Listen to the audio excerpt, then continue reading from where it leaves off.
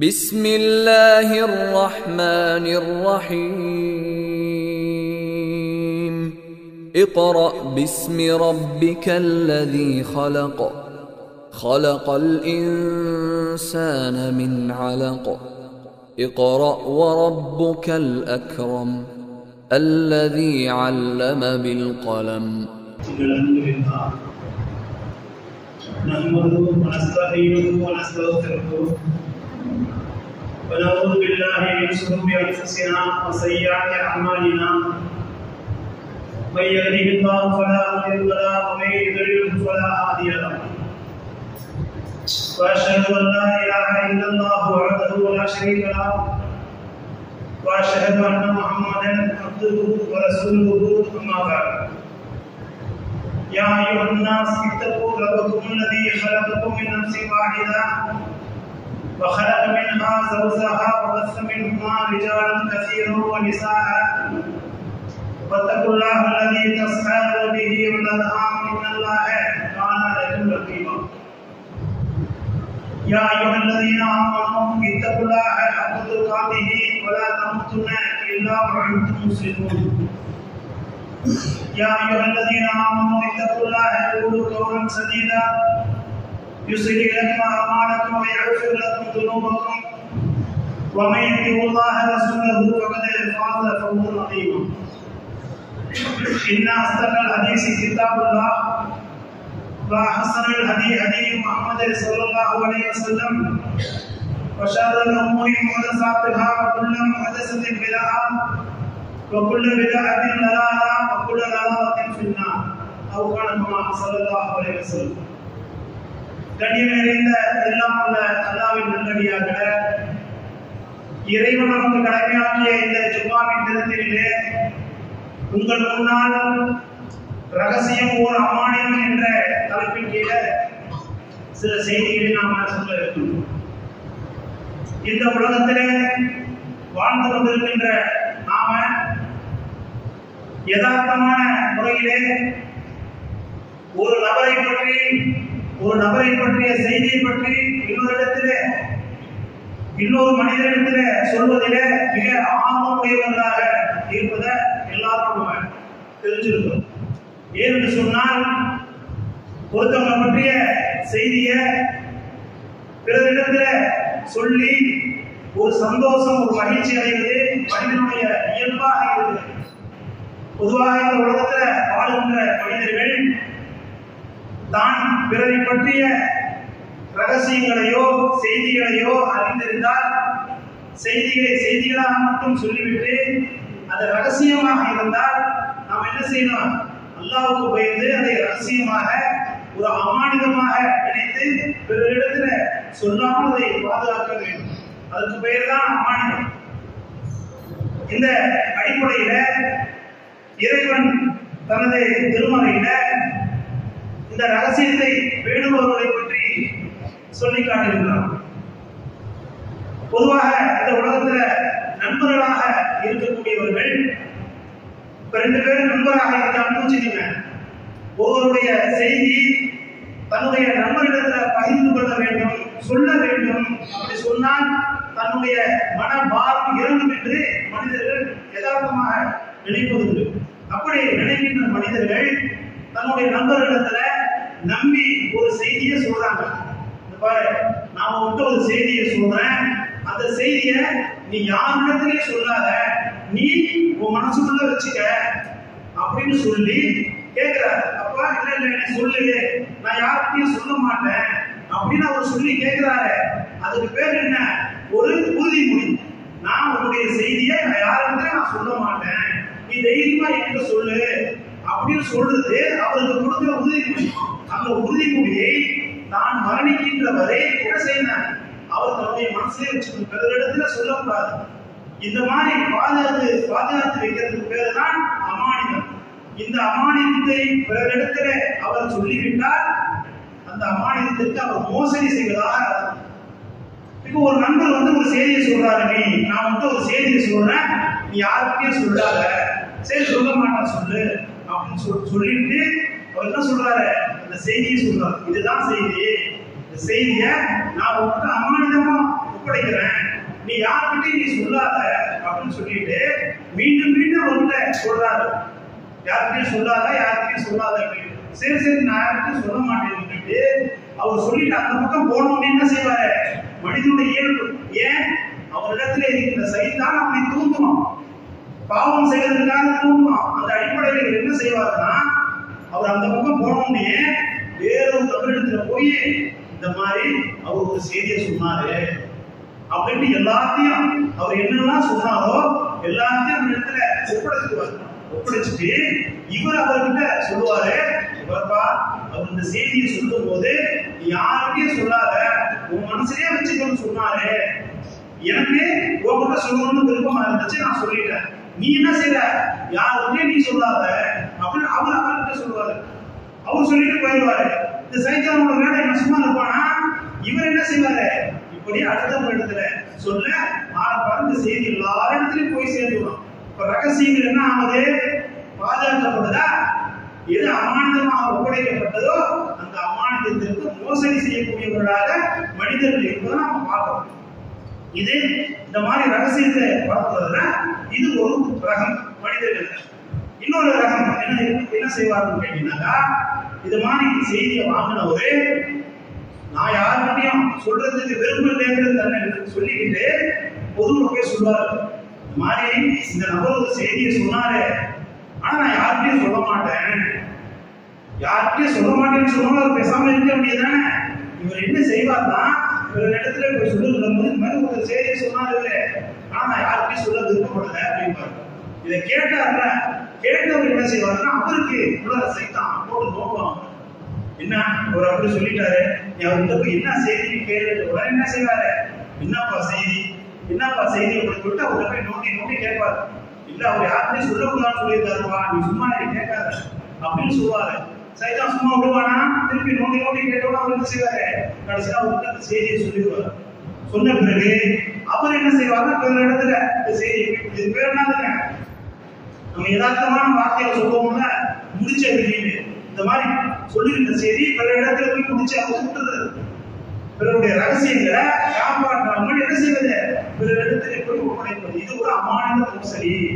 செய்திகளை பார்ப்பதுல, மோசடி பண்றதுல இந்த நபர்கள் ஒரு 2வது. 3வது நபர்கள் இருக்காங்க.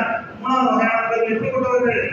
அவர்கள் என்ன செய்வாங்கன்னா, பிற இடத்துல தெரிஞ்ச செய்திய அவங்கள்ட்டே போய், தவறுப்பா உன்னை பத்தி இந்த மாதிரி ஒரு தவறா செய்தியை நான் கேள்விப்பட்டேன், நான் சொல்லுவா, நான் பிறகு சொல்லிடுவா அப்படின்னு அவங்களுக்கு மிரட்டி இல்லப்பா நீ சொல்லாத அப்படின்ட்டு அவரு கேட்பாரு. இல்லைன்னா நான் சொல்லுவேன் அப்படின்னு சொல்லி மிரட்டி அவரை தன்னுடைய கைகளை போட்டுக்கிட்டு, நான் இதை யாருக்கும் சொல்லக்கூடாதுன்னு சொன்னா எனக்கு ஏதாவது செய்யணும் அப்படின்னு அவர்கிட்ட மிரட்டல் கோடி ஏதாவது படம் இது போன்ற பொருளாதார மோசடிகளை அவங்ககிட்ட இருந்து பெறுறது.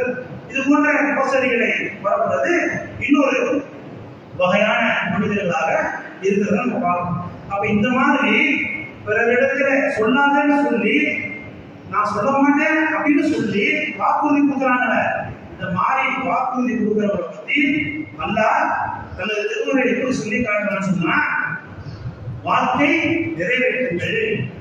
வாக்குறுதி கொடுத்தீங்களே, இந்த வாக்குறுதி நாளை மறுமையில விசாரிக்கப்படும் சொல்லிட்டு தனது திருமறையில 17வது அத்தியாயத்துல 34வது வசனத்துல சொல்லி காட்டுறோம் பார்க்கணும். அதே மாதிரி அல்லாஹ் தனது திருமறையில சொல்றான் பாருங்க,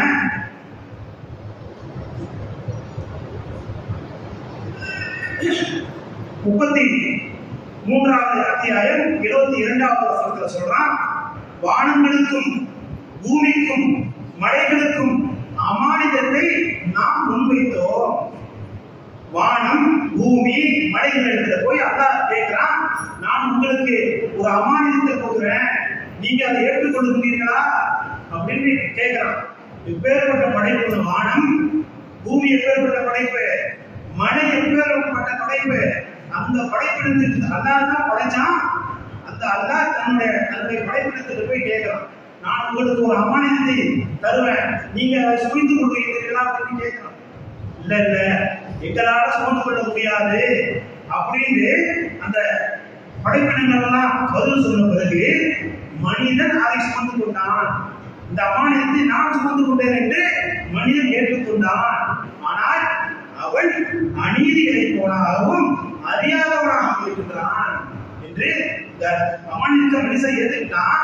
ஆனால் அதை அவனால் கடைபிடிக்க முடியாது, கடைபிடிக்க முடியவில்லை. அவன் அநீதி இழைப்பவனாகவும் அறியாதவனாகவும் இருக்கின்றான் என்று தனது திருமறையிலே 33வது அத்தியாயத்துல 72வது வசனத்துல சொல்லி காட்டுறது நம்ம பார்க்கணும். அதே மாதிரி இந்த மனிதர்கள் எப்படிப்பட்டவர்களாக இருக்கிறார்கள் என்பதை சொல்லிட்டு அல்லாஹ் சொல்றான். 58வது அத்தியாயம் 10வது வசனத்துல சொல்றோம், ரகசியம் பேசுதல் நம்பிக்கை கொண்டோரை கவலை அடைய செய்வதற்காக சைத்தானிடமிருந்து ஏற்படுவது. மனிதர்களை கவலை அடைய செய்வதற்காக இந்த ரகசியம் பேசுவதற்காக சைத்தானின் புறத்திலிருந்து தூண்டப்படுவது என்று அல்லாஹ் தனது திருமறையிலே சொல்லிட்டு, அல்லாஹ்வின் கட்டளையின்றி அவர்களுக்கு சிறிதளவும் அவனால் தீங்கிழைக்க முடியாது. இறைவன் நாடினால் தவிர சைத்தானுக்கு மனிதர்களால் தீங்கிழைக்க முடியாது என்று அல்லாஹ் அந்த வசனத்தை சொல்லிட்டு, நம்பிக்கை கொண்டவர்கள் அல்லாஹ்வே சார்ந்திருக்க வேண்டும். யார் இறைவனை நம்பிக்கை கொண்டார்களோ அவர்கள் அமானித மோசடி செய்ய மாட்டார்கள். இவ்வளவு பெரிய சைத்தானாக இருந்தாலும் அல்லாஹ்வின் கட்டளையின்றி அவர்களுக்கு மோசடி பண்ண முடியாது என்று அல்லாஹ் தனது திருமறையில சொல்லிட்டு அடுத்த வசனத்துல சொல்றான். 38வது அத்தியாயம் 9வது வசனத்துல சொல்றான், நம்பிக்கை கொண்டோரே, நீங்கள் ரகசியம் பேசினால் பாவம், வரம்பு மீறுதல், தூதருக்கு மாறு செய்தல் ஆகியவை குறித்து ரகசியம் பேசாதீர்கள். நீங்கள் பாவமான காரியங்கள் செய்தது, வரம்பு மீறிய காரியங்கள், அதே போல தூதருக்கு மாறு செய்கிற விஷயங்கள்ல நீங்கள் ரகசியம் பேசாதீர்கள். நன்மையையும் இறையச்சத்தையும் நீங்கள் ரகசியமாக பேசுங்கள். நன்மையான காரியங்கள் வச்சுக்கீங்களேன், அதை நீங்க ரகசியமாக பேசுங்கள். இறை அச்சத்தை பற்றி பேசுறீங்களா, அதிலே நீங்கள் ரகசியத்தை பேசுங்கள். நீங்கள் யாரிடம் முன்பு திரட்டப்படுவீர்களோ அந்த அல்லாஹ்வுக்கு அஞ்சி கொள்ளுங்கள் என்று இறைவன் தனது திருமறையில இப்படிப்பட்ட வசனங்களில சொல்லி காட்டுறதும் பார்க்கணும். அப்ப யாரிடத்தில இறை அச்சம் இருக்கின்றதோ அவர்களை சைத்தான் தீண்ட முடியாது என்று இறைவன் தனது திருமறையில சொல்லிட்டு, நீங்கள் ரகசியங்கள் பேசாதீர்கள். அப்படி பேசுவதாக இருந்தால் நன்மையான காரியங்கள் அல்லது இறை நம்பிக்கை கொண்ட விஷயங்கள்ல மட்டும் நீங்க என்ன செய்யுங்க, ரகசியம் பேசுங்கள் என்று இறைவன் ஒரு கட்டளையாக திருமறையில சொல்லி காட்டணும் பார்க்கணும். ஆனா நாம எப்படி இருக்கோம், இந்த உலகத்துல வாழ்ந்து கொண்டிருக்கின்ற மனிதர்களாக நாம எப்படி இருக்கோம், இந்த இறைவனின் கட்டளை ஏற்று நடக்கக்கூடியவர்களாக இருக்கிறோமா, அல்லாஹ்வுடைய தூதர் ஸல்லல்லாஹு அலைஹி வஸல்லம் அவர்கள் சொன்ன நடைமுறைகளை பின்பற்றக்கூடிய மனிதர்களாக இருக்கிறோமா, யார் எப்படி போனா என்ன, யாருடைய விஷயத்தை பத்தி யாரிடத்துல சொன்னா என்ன அப்படின்ற அந்த எண்ணத்திலே நாம் என்ன செய்யணும், பிறரிடத்துல ஒவ்வொருடைய ரகசியத்தை சொல்லக்கூடிய மனிதர்களாக இருப்பதை நாம் பார்க்கணும். இப்படிப்பட்ட மனிதர்களுக்கு நாளை மறுமையில மிக கடுமையான வேதனை இருக்கின்றது என்று இந்த வசனங்களில சொல்லி காட்டுறத நம்ம பார்க்கிறோம். வாக்குறுதியை நிறைவேற்றுங்கள், நாளை மறுமையிலே விசாரிக்கப்படும். அந்த விசாரணையின் போது நீங்கள் வாக்குறுதிக்கு கொடுத்த வாக்குறுதியை மீறி இருந்தால் அதற்கான தண்டனை உங்களுக்கு உண்டு என்று இறைவன் சொல்றதான் நம்ம பார்க்கிறோம். அப்ப நம்முடைய சமுதாயத்தை மக்கள் என்ன, அல்லாஹ்வுடைய தூதர் எதை விருப்பப்பட்டார்கள், என்னுடைய சமுதாயத்து மக்கள் அனைவரும் சொர்க்கத்திற்கு போக வேண்டும் என்று விரும்பினார்கள். அப்படி விரும்பினால் அவர்கள் சொன்ன சொல் செய்ததை நாம் சரியான முறையில் பின்பற்ற வேண்டுமா வேண்டாமா? நாம் எதை பற்றி கவலைப்படாமல் பிறருடைய ரகசியங்களை பிறரிடத்துல நாம பகிர்ந்து கொள்கின்றோமே, வெளிப்படுத்துகின்றோமே, அவர்களுக்கு தண்டனை வறுமையில இருக்கா இல்லையா? இப்ப இறை நேசர்களாக இருந்தால் நாம் என்ன செய்யணும், பிறருடைய மான மரியாதை போன்ற விஷயங்களில கவனமாக நடந்து கொள்ள வேண்டும்.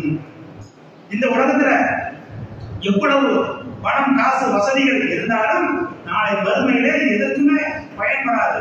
எது பயன்படும், இந்த உலகத்திலே நாம் செய்த நல் அமல்கள் மட்டும்தான் நமக்கு பயனை தரும் என்பதை இந்த நேரத்தில் நாம் விளங்கிக் கொள்ள வேண்டும். அல்லாஹ்வுடைய தூதர் ஸல்லல்லாஹு அலைஹி வஸல்லம் அவர்கள் தன்னுடைய தோழர்களிடத்தில் கேட்கிறாங்க, திவாலாகி போனவர்னா யாருன்னு தெரியுமா, அதாவது நஷ்டவாளிகள் யாருன்னு தெரியுமான்னு கேட்கிறாங்க. அப்ப தோழர்கள் சொல்றாங்க, இந்த உலகத்துல யாரிடத்துல பணம் காசு இல்லையோ வாசல் இல்லையோ, சொத்து சுகம் இல்லையோ, இப்படி எதுவும் இல்லாம யார் இருக்கின்றார்களோ இவர்கள் தான் திவாலாகி போனவர்கள் அப்படின்னு சொல்றாங்க. இந்த உலகத்துல அதுதானே வரைமுறை. ஒரு ஏழைகளுக்கு என்ன அடையாளம்? அவனிடத்துல அன்னைக்கு சம்பாதிச்சு அன்னைக்கு சாப்பிடலாம். அப்படிப்பட்ட ஏழைகளாக இருப்பார்கள். சில மனிதர்கள் இருக்கின்றார்கள் ஏழ்மை நிலையில பிறகு ஏதாவது கொடுத்தால்தான் உங்களால் உணவை உண்ண முடியும் என்கின்ற அளவுக்கு இருப்பார்கள். ஆனால் அல்லாஹ் ஸல்லல்லாஹு அலைஹி வஸல்லம் அவர்கள் நாளை மறுமையில திவாலாகி போனவர்கள் யார் என்பதை பற்றி சொல்லுகின்ற போது தோழர்கள் இப்படி சொல்றாங்க இல்லையா, அப்ப அவங்க மருத்துவர் சொல்றாங்க, இல்ல திவாலாகி போனவர்கள் யார் தெரியுமா? இந்த உலகத்துல வாழ்ந்த போது தொழுதுப்பாரு, 5 வேளை 10 நேரம் தவறாம தொழுதுப்பாரு, ரமணான் மாதத்திலே முழுவதுமாக தொழுதுப்பாரு, பிறருக்கு அதிகமாக தர்மம் செய்திருப்பாரு, ஜக்காத்தை கொடுத்திருப்பாரு, தன்னுடைய இறைவன் தனக்கு கடமைன்னு அவர் நிறைவேற்றிருப்பாரு, எல்லாத்தையும் முழுமைப்படுத்தியிருப்பாரு இந்த உலகத்துல. ஆனால் சில தவறுகளை செய்திருப்பாரு. எப்படிப்பட்ட தவறுகளை செய்திருப்பாரு? தனி நபர்களின் அந்த ரகசியங்களை பிறரிடத்தில் உடைத்திருப்பார். ஒரு தனிப்பட்ட நபருக்கு ஏதாவது துன்பம் விளைவித்திருப்பார், ஏதாவது நஷ்டத்தை ஏற்படுத்தியிருப்பாரு, ஏதாவது பேசியிருப்பாரு, ஏதாவது வகையில் அதை திட்டி இருப்பாரு. இப்படிப்பட்ட நபர் நாளை மறுமையிலே இந்த செய்த அமல்கள் நல்ல அமல்கள் அதையெல்லாம் சுமந்து கொண்டு வருவார். மனசை நினைச்சிட்டு வருவாரு, நாம் இவ்வளவு அமல்களை செய்து சுமந்து கொண்டு போறோம், நமக்கு சொர்க்கம் கிடைக்கும் நினைச்சிட்டு போவாரு. அல்லாஹ் முன்னாடி விசாரணையில அவர் நிற்பாரு. விசாரணை நடைபெறும். இவரால் யார் பாதிக்கப்பட்டார்களோ அவர் புகார் கொடுப்பார். இப்படி செஞ்சியா, இதெல்லாம் செஞ்சியான்னு அவர் கேட்பார். ஆமான்னு சொல்லுகிற போது அதற்கு பகரமாக என்ன செய்யப்படும்? அவருடைய நன்மைகள் எல்லாம் இடத்தில் இவருக்கு வழங்கப்படும். இப்படி வழங்கி தீர்ப்பு அந்த அந்த குற்றம் குறைந்திருக்காது. ஆனால் இவருடைய அமல்கள் எல்லாம் தீர்ப்பு எல்லாம் காலியா இருக்கும். நல்ல அமல்கள் எல்லாம் காலியா போயிருக்கும். அப்ப என்ன செய்வாங்க? அல்லாஹ் என்ன செய்வானா, அவருடைய கெட்ட அமல்களுக்கு யார் பாதிக்கப்பட்டாரோ அவருடைய கெட்ட அமல்களை பகரமாக இவருக்கு மாற்றி விடுவார். மாற்றி விடுகின்ற போது இவருடைய தீவிர என்ன ஆயிருக்கும்? அதிகரிச்சு போயிருக்கும். அதன் காரணமாக இவரை தூக்கி நரகத்திலே அல்லாஹ் போட்டு விடுவான். இவர்தான் நஷ்டவாளி, இவர்தான் திவாலாகி போனவர் என்று அல்லாஹ் அவர்கள் ஸல்லல்லாஹு அலைஹி வஸல்லம் சொல்லியிருக்காங்க. பார்ப்போம். அப்ப இந்த உலகத்துல நாம் வாழுகின்ற போது நம்முடைய வாழ்க்கை எப்படிப்பட்டதாக இருக்கணும் என்று அல்லாஹ் அவர்கள் விரும்புகிறாங்க. எப்படி அல்லாஹ் விரும்புகிறான் என்பதை நாம் சிந்திக்க கடமைப்பட்டுள்ளோம். அன்புள்ள சகோதரர்களே, சகோதரிகளே, அல்லாஹ்வுடைய காலத்துல நடந்த இந்த ரகசியம் வேண்டுகின்ற விஷயங்கள்ல அவங்க எப்படி நடந்துட்டாங்க தோழர்கள் உமர் ரலியல்லாஹு அன்ஹு அவர்கள் சொல்றாங்க பாருங்க. அபூபக்கர் சித்திக் ரலியல்லாஹு அவர்கள் ஒரு ரகசியத்தை வெளிப்படுத்தாம இருக்காங்க. எப்படிப்பட்ட ரகசியம் அது? உமர் ரலியல்லாஹு அன்ஹு அவர்கள் உஸ்மான் ரலியல்லாஹு அன்ஹு இடத்துல போய் கேட்கிறாங்க, உஸ்மானே, என்னுடைய மகன் ஹப்ஸா அவர்களை நீங்கள் விரும்பினால் நான் உங்களுக்கு திருமணம் செய்து கொடுக்கிறேன் அப்படின்னு சொல்றாங்க. உமர் ரலியல்லாஹு அன்ஹுடைய மகள் ஹப்ஸா ரலியல்லாஹு அன்ஹு இவருடைய மகனை திருமணம் செய்து கொள்வதற்காக ஒரு மகனை பற்றி சொல்லி நீங்கள் விரும்பினால் நான் உங்களுக்கு திருமணம் செய்து கொடுக்கிறேன் சொல்றாங்க.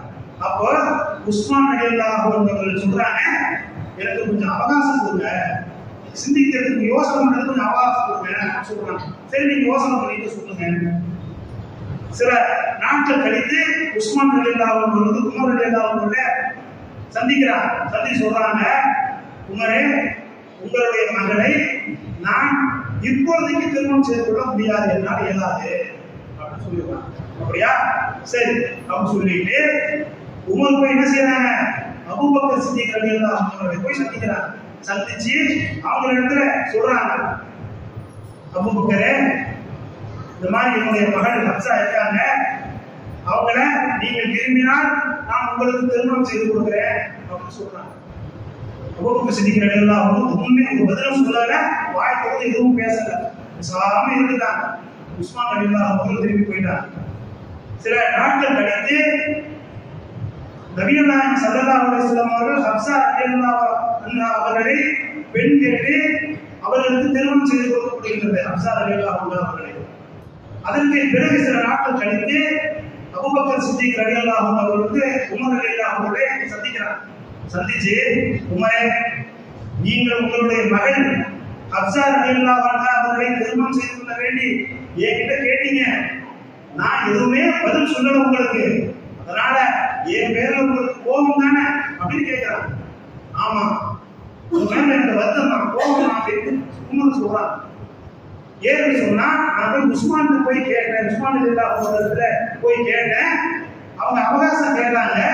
கேட்டுட்டு அந்த அவகாசத்துக்குள்ள வந்து என்னால முடியாதுன்னு பதில் சொல்லிட்டாங்க. ஆனா உங்களிடத்துல வந்து நான் கேட்டேன், நீங்க வாயை திறந்து எந்த பதிலுமே சொல்லவே இல்லையே, அதனால எனக்கு வருத்தம் சொல்றாங்க. அப்ப அபூபக்கர் சித்திக் ரலியல்லாஹு அன்ஹு சொல்றாங்க, உமரே, உங்களுடைய மகள் ஹப்ஸாவை நபிகள் நாயகம் ஸல்லல்லாஹு அலைஹி வஸல்லம் அவர்கள் திருமணம் செய்து கொள்ள ஆசைப்படுவதாக நான் ஒரு செய்தியை தெரிஞ்சுக்கிட்டேன். அதனால இந்த செய்தி உண்மையாக நாம ரகசியமாக இருப்போம் என்று இருந்தேன். அந்த அடிப்படையில நான் ரகசியமாக இருந்ததன் காரணமாக உங்களுடைய மகளை அல்லாஹ்வுடைய தூதருக்கு திருமணம் செய்து கொடுத்தீங்க. அப்படி இல்லை என்று சொன்னால் நான் உங்களுடைய மகளை திருமணம் செய்து கொடுத்திருப்பேன், அப்படி திருமணம் செய்திருப்பேன் என்று அபூபக்கர் சித்திக் ரலியல்லாஹு அன்ஹு சொன்னார். அப்ப அல்லாஹ்வுடைய தூதர் ஸல்லல்லாஹு அலைஹி வஸல்லம் அவர்கள் ஒரு செய்தியை சொல்லுவதாக நம்ம கேள்விப்படுறாங்க. அந்த செய்தியை பிறரிடத்திலே தெரியப்படுத்தாமல் ரகசியமாக வைத்திருப்பதை நம்ம பார்க்கிறோம்.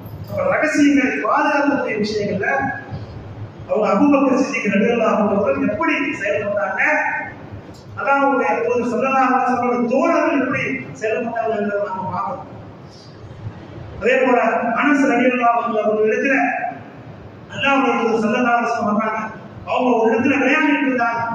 அப்ப வந்து கூப்பிட்டு, அனஸே இங்க வா அப்படின்னு கூப்பிட்டு அவங்க இடத்துல ஒரு செய்தி சொல்றாங்க. சொல்லி, இன்னார் இடத்துல இந்த செய்தியை சொல்லிட்டு வந்துரு, இந்த செய்தியை அந்த ஆள்கிட்ட சொல்லிட்டு வேற யாருமே நீ சொல்லக்கூடாது அப்படின்னு சொல்றாங்க. செய்தி இவங்க சம்பந்தப்பட்ட நபரிடத்துல போய் செய்தியை சொல்லிட்டு வீட்டுக்கு தாமதமாக வந்தாங்க. அப்ப அனஸோட தாயார் கேட்கிறாங்க, அனஸே, நேரம் என்னாச்சு, இவ்வளவு தாமதமா இருந்திருக்கீங்க, என்ன காரணம், எங்க போன அப்படின்னு கேட்கிறாங்க. அப்ப அனஸ் ரலியல்லாஹு அன்ஹு சொல்றாங்க, அல்லாஹ்வுடைய தூதர் ஸல்லல்லாஹு அலைஹி வஸல்லம் ஒரு நபரிடத்துல ஒரு செய்தியை சொல்லி என்ன அனுப்பிச்சாங்க, நான் அந்த செய்தியை சொல்லிட்டு வர போனேன், அதனால லேட் ஆயிடுச்சுன்னு சொல்றாங்க. அப்படியா, என்ன செய்தி சொன்னாங்க அப்படின்னு கேட்கிறாங்க. யாரு? அனஸோட தாயார் கேட்கிறாங்க. ஆனா அல்லாஹ்வுடைய தூதர் ஸல்லல்லாஹு அலைஹி வஸல்லம் அவர்கள் சொன்னாங்க, அந்த அடிப்படையில் அனஸ் சொல்றாங்க தன்னுடைய தாயார்கிட்ட, இந்த செய்தியை நேரத்துல சொல்ல சொன்னாங்க, நான் சொல்லிட்டேன், சொன்ன பிறகு அந்த செய்தியை நீ ரகசியமா வைக்கணும்னு சொன்னாங்க, அதனால நான் உங்களிடத்தில் சொல்ல மாட்டேன் என்று தன்னுடைய தாயாரிடத்தில் அந்த செய்தியை சொல்லாமல் அனஸ் ரலியல்லாஹு அன்ஹு அவர்கள் அமானிதமாக அதை காத்தார்கள் என்பதை நாம ஹதீஸ்ல பார்க்கிறோம். அதே மாதிரி அல்லாஹ்வுடைய தூதர் ஸல்லல்லாஹு அலைஹி வஸல்லம் அவர்கள் உடல்நிலை சரியில்லாத நேரத்துல ரொம்ப மோசமான உடல்நிலையில இருக்காங்க. அப்போ தன்னுடைய வீட்டுல படுத்திருக்காங்க.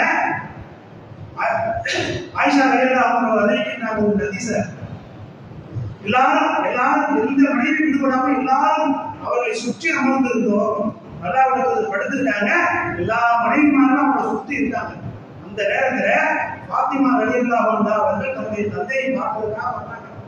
வரும்போது அவங்க மேல இந்த அளவுக்கு அல்லாஹ்வுடைய தூதர் வாசனை வச்சுட்டாங்க. கூப்பிடுறாங்க, என் அருமை மகளே வாங்க, வந்து என்கிட்ட உட்காருங்க அப்படின்னு சொல்லிட்டு தன்னுடைய இடப்பக்கமா வலப்பக்கமா உட்கார வைக்கிறாங்க. உட்கார வச்சுட்டு தன்னுடைய மகள் கலாநிட்ட போய் செய்தியை சொல்றாங்க. செய்தியை சொன்ன பிறகு ஃபாத்திமா ரலியல்லாஹு அன்ஹா அவர்கள் அழுதுறாங்க. அழுத பிறகு திருப்பி அவங்களை கூப்பிட்டு மறுபடியும் காதுல அந்த செய்தியை சொல்றாங்க. உடனே ஃபாத்திமா ரலியல்லாஹு அன்ஹா அவர்கள் சிரிச்சுறாங்க. அப்ப உடனே அல்லாஹ்வுடைய தூதர் ஸல்லல்லாஹு அலைஹி வஸல்லம் அந்த இடத்தை விட்டு எந்திரிச்சு போயிடுறாங்க. போன பிறகு என்ன, இத்தனை மனைவிமார்கள் நாம இங்கே இருந்தோம், நம்ம கிட்ட இவங்க எந்த செய்தியுமே சொல்லாம தன்னுடைய மகளிடத்துல போய் சொல்றாங்க அப்படின்னு உடனே ஃபாத்திமா கூப்பிட்டு கேட்கிறாங்க. ஃபாத்திமாவே, எங்க இடத்துல சொல்லாத செய்தியை அல்லாஹ்வுடைய தூதர் உங்களிடத்துல என்ன சொன்னாங்க அப்படின்னு கேட்கிறாங்க. உடனே ஃபாத்திமா ரலியல்லாஹு அன்ஹா அவர்கள் சொல்றாங்க, இல்ல அது ரகசியமா இருந்துச்சுன்னு சொல்லிட்டு அல்லாஹ்வுடைய தூதர் சொன்னாங்க அப்படின்னு சொல்றாங்க. அப்படியா, சரி, அழுதீங்களே, அதுக்கப்புறம் அப்புறம் சிரிச்சிங்க, முதல்ல அழுதிங்க, அப்புறம் சிரிச்சிங்க, ஏன் சிரிச்சிங்க அப்படின்னு கேட்க, அதுவும் ஒரு ரசாயனம் தான் அப்படிங்கிறாங்க. இப்படி நாட்கள் ஓடிக்கின்றது. அல்லாஹ்வுடைய தூதர் ஸல்லல்லாஹு அலைஹி வஸல்லம் வஃபாத் ஆகிறாங்க. வஃபாத் ஆன பிறகு ஆயிஷா ரலியல்லாஹு அவர்கள் அந்த அவர்களுடைய மனதில் இருந்தது உடனே வெளிப்படுது. பாத்திமா ரலியல்லாஹு அன்ஹா கூப்பிட்டு கேட்கிறாங்க, நான் உன்னிடத்திலே இருக்கின்ற உரிமையின் காரணமாக கேட்கின்றேன், அல்லாஹ்வுடைய அன்னைக்கு உங்ககிட்ட என்ன சொன்னாங்க அப்படின்னு கேட்கிறாங்க. அல்லாஹ்வுடைய ஸல்லல்லாஹு அலைஹி வஸல்லம் அவர்கள் இப்ப இறந்து போயிட்டாங்க, நான் இந்த செய்தியை சொல்றேன் அப்படின்னு சொல்றாங்க. பாத்திமாவே, ஒவ்வொரு வருடமும் ஒரு முறை ஜிப்ரீல் அலைஹிஸ்ஸலாம் அவர்கள் வந்து எனக்கு குர்ஆனை ஓதி காட்டி விளைவுபடுத்துவார்கள். இந்த முறை 2 முறை வந்தார்கள். 2 முறை வந்து என்னிடத்தில் குர்ஆனை ஓதி காட்டி விளைவுபடுத்தினார்கள். ஆகவே எனக்கு மரணம் நெருங்கிவிட்டது, நான் உனக்கு முன்பாக மௌத்தாகி போயிடுவேன், அதனால நீ கவலைப்படாத, இறைவனை அஞ்சிக்கொள். எப்படி வார்த்தை சொல்றாங்க, கவலைப்படாத, இறைவனை அஞ்சிக்கொள்ளு, ஒரே ஒரு ஒற்றை வார்த்தை சொல்றாங்க. அதுல எல்லாம் அடங்கி இருக்கு, எல்லா விஷயங்களும் அந்த ஒரு வார்த்தை அடங்கி இருக்கு. உங்களுடைய தந்தை, வாசம் மிகுந்த தந்தை, இந்த உலகத்துல எப்படிங்க ஒரு மனிதன் ரொம்ப உடல்நிலை சரியில்லை, தன்னுடைய மகளையோ கூப்பிட்டு செய்தியை சொல்றாங்க, அம்மா நான் சீக்கிரம் மொத்தம் போயிடுவேன் அப்படின்னு சொல்லிட்டு இருக்கிற மகளுக்கு எப்படி இருக்கும், அம்மாவோ அக்காவோ சொல்லுறது எப்படி இருக்கும், மனசு கிளம்பி போயிடாது. அல்லாஹ்வுடைய ஸல்லல்லாஹு அலைஹி வஸல்லம் தன்னுடைய மகள் மேல எவ்வளவு பெரிய பாசத்தை வச்சிருந்தாங்க. அப்ப நான் இறந்து போயிடுவேன்னு சொல்லிட்டு போது அவங்களுக்கு மனசு எப்படி இருந்திருக்கும். உடனே அழுதுறாங்க, திருப்பி கூப்பிட்டு சொல்றாங்க, பாத்திமாவே ஏன் அழுகுற, நாளை மறுமையிலே என்னுடைய சமுதாயத்து மக்களுக்கு நீ தலைவியாக இருக்க வேண்டும் என்று உனக்கு விருப்பம் இல்லையா அப்படின்னு கேட்கிறாங்க. கேட்ட உடனே குடும்பங்கள் என்று சிரிக்கிறாங்க. இதுதான் இந்த செய்தியை தான் சொன்னார்கள். சொல்லிவிட்டு சொன்னாங்க, இந்த செய்தியை நீங்க ரகசியமாக வச்சிருக்கணும் தன்னுடைய மகளிடத்தில் சொன்னாங்க. அந்த அடிப்படையில அவர்கள் இருந்து போகிறவங்க இந்த செய்தியை சொல்லுவாங்க. பாத்திமா ரலியல்லாஹு அன்ஹா அவர்கள் இருந்து பார்த்தோமா இல்லையா? இப்ப நாம எப்படி இருக்கோம், அல்லாஹ்வுடைய ஸல்லல்லாஹு அலைஹி வஸல்லம் காலத்துல வாழ்ந்த மனிதர்கள் எப்படி இருந்தாங்க என்பதை ஒப்பிட்டு பார்க்க வேண்டும். இந்த அமானித மோசடி என்பது நாளை மறுமையில் மிகப்பெரிய கை சேதத்திற்கு ஆளாகக்கூடிய செயலாக இருப்பதனால நாம மிக கவனமாக இருக்க வேண்டும். அந்த அடிப்படையில அல்லாஹ்வுடைய தூதர் ஸல்லல்லாஹு அலைஹி வஸல்லம் அவர்கள் மேலும் ஒரு செய்தியை சொல்றாங்க. நம்ம சமுதாய மக்களிடத்துல ஒரு மோசமான பழக்கம் ஆண்களிடத்தில் இருக்கு, பெண்களிடத்தில் இருக்கு. புதுசா திருமணமான பெண்ணை அந்த திருமணம் முதலில் முடிச்சு அந்த ரூம் விட்டு வெளியே வருகின்ற போது பெண்ணுடைய தோழி என்ற பெயரிலே அவளை அழைச்சிட்டு போய் என்னென்னமோ அவர் மனசு கஷ்டப்படுகின்ற அளவிற்கு கேள்விகளை கேட்கக்கூடிய பெண்களாக தோழி என்ற பெயரில் இருப்பதை பார்க்கிறோம். அதே மாதிரி தோழர் என்ற பெயரில அந்த மாப்பிள்ளை இடத்துல போய் என்னப்பா என்ன நடந்துச்சு, என்ன செஞ்சேன் அப்படின்னு அவர்களிடத்தில் விவரமாக கேட்கக்கூடிய மனிதர்களாக தோழர் இருப்பதை பார்க்கிறோம். அல்லாஹ்வுடைய ஸல்லல்லாஹு அலைஹி வஸல்லம் அவர்கள் சொல்றாங்க பாருங்க, இந்த விஷயத்துல தானும் தனது மனைவியும் இல்லறத்தில் ஈடுபட்ட பின்னர் அவளது அந்தரங்கத்தை பரப்புவன் தான் மனிதன் மறுமையில் அல்லாஹ்விடம் மிக மிக கெட்ட ரக மனிதனாகுவான் என்று அல்லாஹ்வுடைய ஸல்லல்லாஹு அலைஹி வஸல்லம் சொல்வதாக அபூ சயீத் அல்-குத்ரி ரலியல்லாஹு அன்ஹு அறிவிக்கிறார்கள். முஸ்லிம்ல 2032வது ஹதீஸாக இடம்பெறுகிறது நாம் பார்க்கிறோம். அப்போ நாம இது போன்ற நிகழ்வு நடக்கின்ற போது என்ன மாதிரி நடைமுறை கடைபிடிக்கிறோம், அல்லாஹ்வுடைய ஸல்லல்லாஹு அலைஹி வஸல்லம் அவர்கள் எப்படி வன்மையாக கண்டிக்கிறார்கள். மனிதர்களிலே ஆண்களிலும் சரி பெண்களிலும் சரி மிக கெட்ட ரகமான அடிக்கிற மனிதர்கள் யாரும் சொன்னா தன்னுடைய இல்லறத்தில் ஈடுபட்ட தன்னுடைய மனைவி ரகசியத்தை கொண்டு மறுநாள் வெளியிலே தன்னுடைய நண்பர்களுக்கு சொல்லுகிறானே அவன் தான் சொல்றாங்க. இப்ப நாம் நம்மிடத்தில் இருக்கிற பழக்கமான இது தூதர்களுடைய அந்த செய்தியை அந்த நடைமுறைக்கு எதிரான செயலாக இருக்கிறதா இல்லையா? ஆகவே பிறருடைய அமானியத்தை ரகசியங்களை கேட்டு அதை பிறரிட பரப்பக்கூடிய இந்த செயல்களை செய்தால் நாளை மறுமையில மிக கடுமையான தண்டனைக்கு ஆளாகக்கூடிய மனிதர்களாக நாம் எல்லாம் இருக்கோம். அத்தகைய வாய்ப்பை பெறாமல் இருக்க வேண்டும் என்று சொன்னால் பிறருடைய ரகசியங்களை காக்கக்கூடிய மனிதர்களாக இருக்க வேண்டும், அமானிதங்களுக்கு மோசடி செய்யாத மனிதர்களாக வாழ்ந்து மறைய வேண்டும். நாளை வறுமையில அதன் காரணமாக உயர்ந்த சுத்தத்தை அடைய வேண்டிய வாக்கியத்தை வளராமல் உங்களுக்கு எனக்கும் அருள வேண்டும் என்ற பிரார்த்தனை புரிந்தவராக எனது உரையை நிறைவு செய்து வாய்ப்பு இருக்கிறேன்.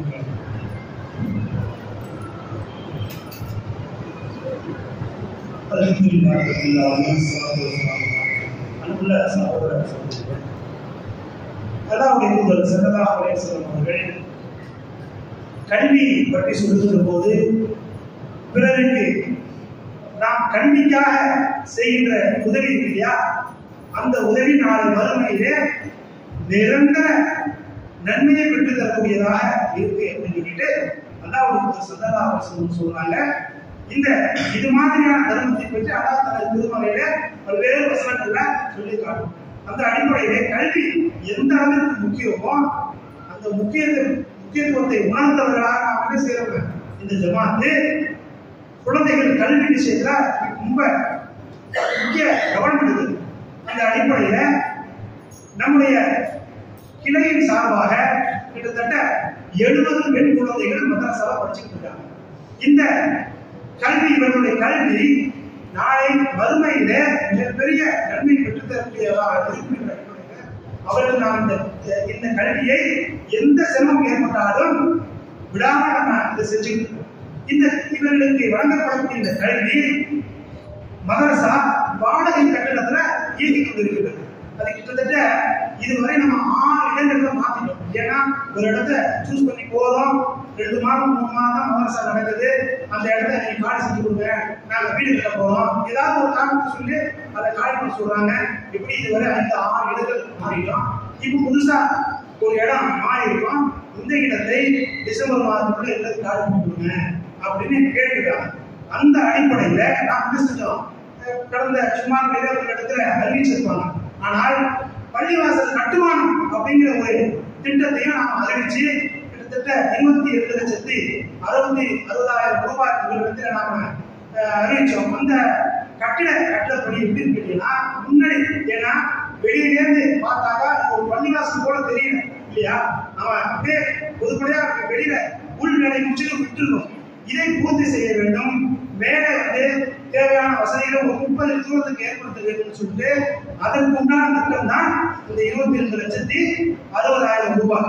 ஆனா இப்போ இதற்கு பின்னாடி மதரசா கட்ட வேண்டும், அதுக்கு செட் அமைக்க வேண்டும் சொல்லிட்டு உங்களுக்கு ஒரு திட்டத்தை சொல்லியிருப்பாங்க.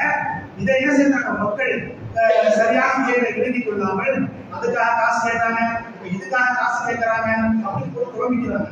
இப்ப நாம என்ன நிலைப்பாடு எடுத்துக்கணும் சொன்னா, இப்படி வீடு பார்த்து மதாராவில ஒரு இடம் மதரசா நடத்துவதற்கு கிடைக்கல.